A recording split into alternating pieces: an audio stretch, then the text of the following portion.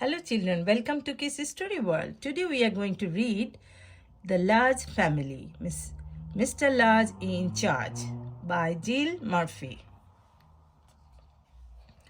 Mrs. Large opened one eye and peered out at the morning.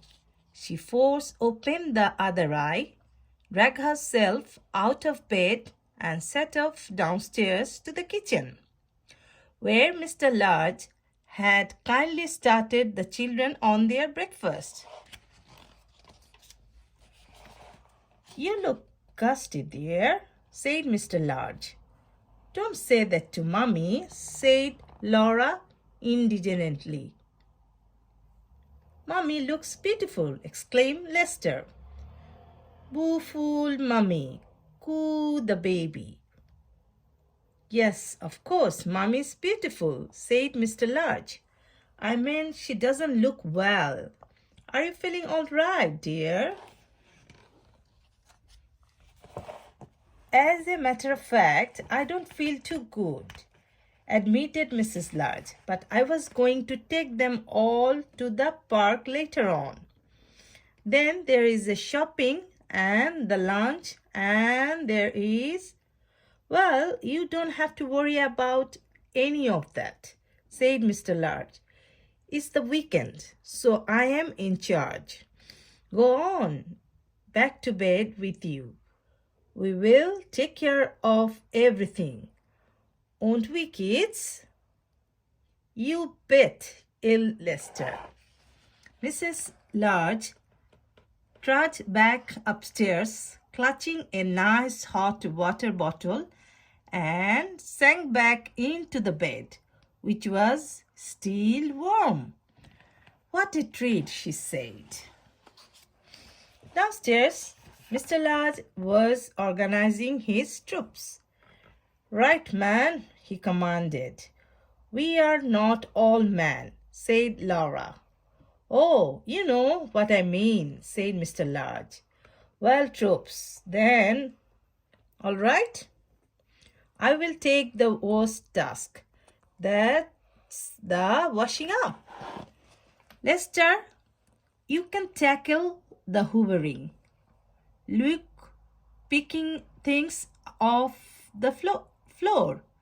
Laura and the baby, general dusting and cushion plumping.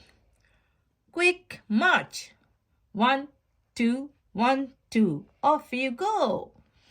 Mr. Large turned on the radio, found a jolly tune to cheer everyone along, and soon they were all busy with their task.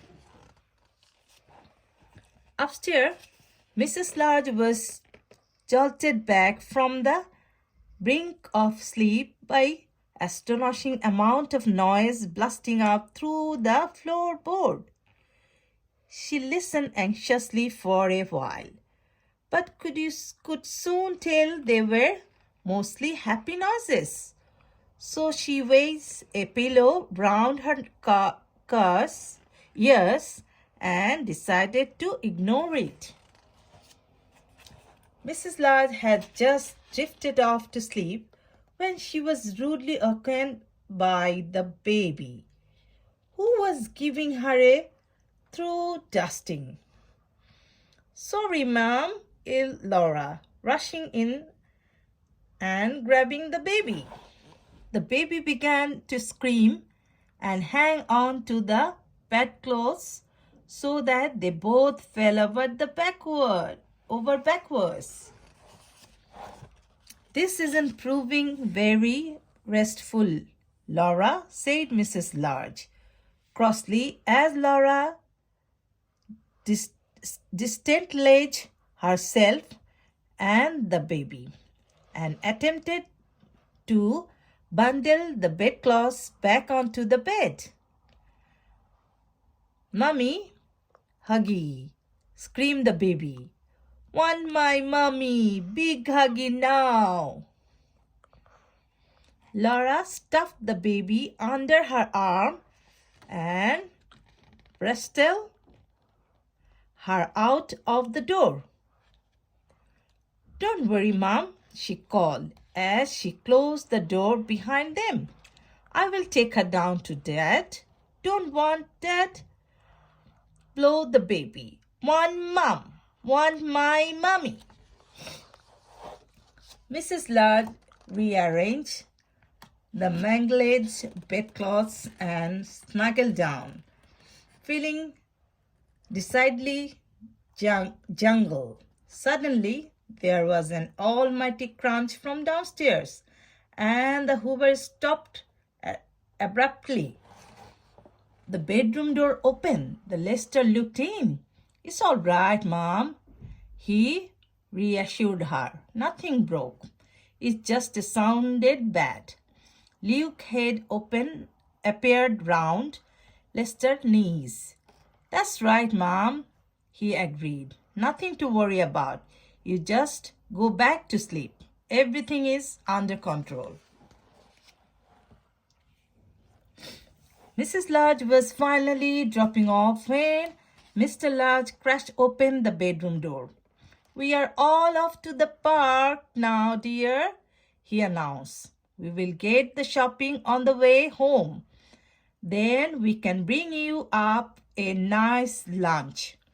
Thank you, dear, said Mrs. Lodge. I am having a lovely rest.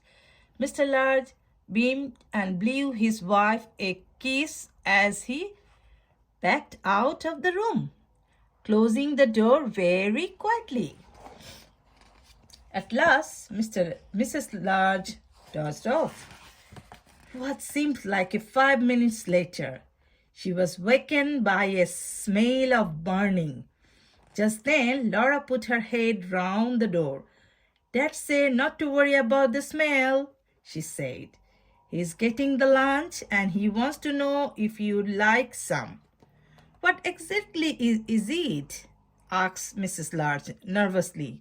Well, said Laura, it was something in a special sauce.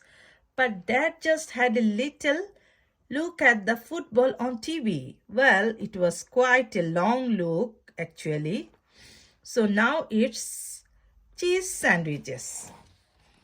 I think I will carry on sleeping. Thank you, dear, said Mrs. Lodge. Perhaps I could join in at tea time. Righto, said Laura, slamming the door as she rushed off to tell Dad. Mrs. Lodge closed her eyes and tried to relax. What seems like 3 seconds later, the door crashed open again, and all the children came charging in. We are going to play football with Dad, yelled Lester. In the garden, said Luke. Now, said the baby. Are you feeling a bit better? Asked Laura. Mommy, better? Asked the baby. Big huggy? A bit better, said Mrs. Lodge. You go and have fun with Daddy, and perhaps I will be all right later on. Big huggy, wept the baby as Lester scooped her up and carried her out. Big huggy, Mommy, now. Don't worry, Mom, said Laura. She loves football once she gets going. The door slammed shut for the 100th time. Mrs. Lodge winced and slittered down under the covers. Joyful sound came drifting in from the garden, and Mrs. Lodge smiled contentedly. 5 minutes later, Lester burst into the bedroom. Dad says, where are the bandage? He yelled. Don't worry, Mom, it's not the baby. Dad tripped over the rack. They are on the top of the bathroom cabinet, said Mrs. Lodge weakly. After a while, the door opened again, and Mr. Lodge came in carrying a tray laden with the tea and cakes. The children sneaked in behind him and lurked. The baby didn't lurk for long. She climbed grimly onto bed and clasped her mother round the neck. Big huggy, she crooned. Everyone out, ordered Mr. Large. Let Mommy have her rest now. She is not well today. Mrs. Large helped herself into sitting position and patted the covers. That's all right, dear, she said. I have had a very restful day and I'm feeling much better now. Why don't you all join me for a tea?